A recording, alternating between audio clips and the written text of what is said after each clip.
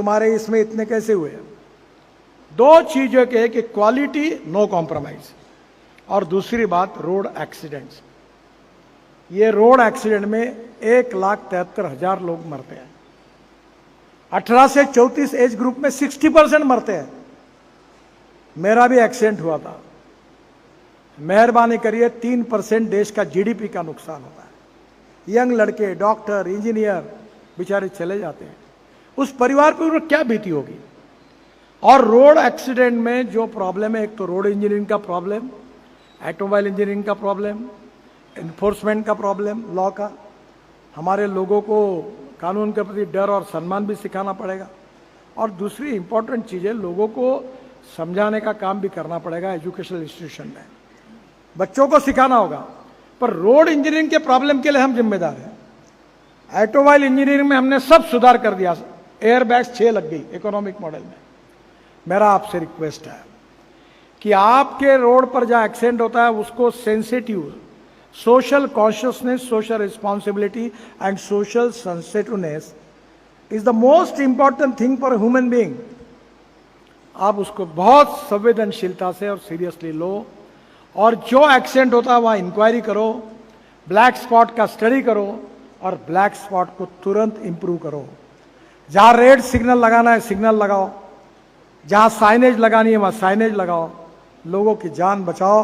1,70,000 78,000 लोग मरे। कोई लड़ाई में नहीं मरे, कोई दंगे में नहीं मरे, कोई कोविड में नहीं मरे। ये हमारे लिए अच्छा नहीं है, मानवता के लिए अच्छा नहीं है। आपके क्षेत्र में आप जहां काम करते हो वहां हमारे रोड को एक्सीडेंट प्रूफ, कोई एक्सीडेंट नहीं हो, रोड इंजीनियरिंग के कारण इसकी चिंता के लिए आपकी ओनरशिप, आपका सहयोग, आपकी सजगता, आपकी जागरूकता, आपका सेंसिटिवनेस, आपकी जिम्मेदारी, ये बहुत इंपॉर्टेंट है।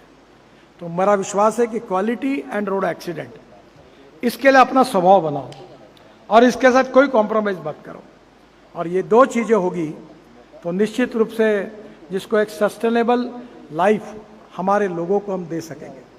जो वर्ल्ड में चर्चा हो रही डोमेस्टिक हैप्पी ह्यूमन इंडेक्स, हमारा सुखांक, ये सुखांक बढ़ाने में ये भी एक इम्पॉर्टेंट इश्यू है। पर्यावरण, उसके साथ रोड सेफ्टी, ताकि हम लोगों को सुरक्षित जीवन दें। मेरा विश्वास है कि ये 2 दिन में अलग अलग विषयों पर चर्चा करते हुए सबसे पहले आपने नया कुछ सीखने की मनस्थिति बनाई, ये बहुत अच्छा हुआ। सेमिनार लिया, ये उससे भी अच्छा हुआ। नहीं तो कोई बड़े लोगों को सिखाना बहुत कठिन होता है। बोलते हैं अरे हम सब मालूम है मेरे को, मुझे समझता है। क्या समझता है तुमको?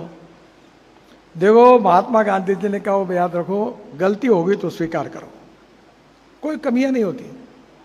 अनुराग जी ने मेरे को समझा, मैंने कहा 10 साल मेरे ध्यान में नहीं आया, मैं बीओटी का जन्मदाता हूं। बोले देखो, ये ईपीसी रोड 2 साल में कंडम, ये बीओटी हाइब्रिड यूनिट रोड 10 साल यहाँ कुछ नहीं मेंटेन। मैंने बोला ये बदमाशी है, ये मेरे ध्यान में नहीं आया। अगर अपने ध्यान में अगर गलती आती तो उसको स्वीकार करो और गलतियों को सुधारने की कोशिश करो और परफेक्शन की तरफ जाने की कोशिश करो। You can make miracles.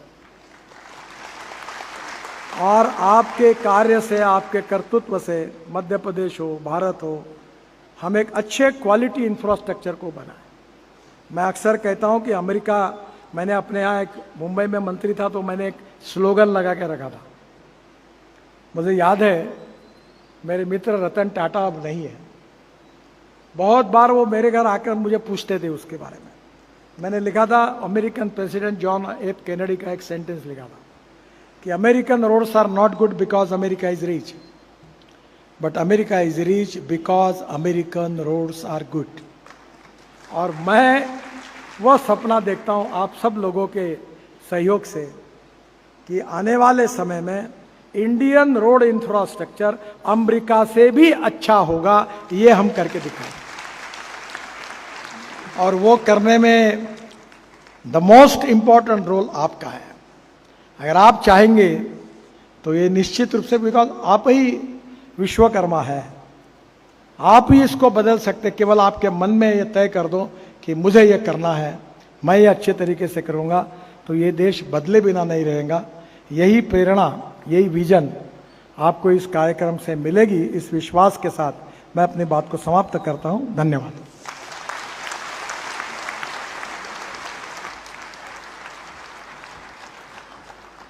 बहुत बहुत धन्यवाद माननीय. It is your eye for details that makes you a visionary and a statesman at that. Thank you very much. May I now request Shri S.S. Salunkhe ji, Vice President IRC,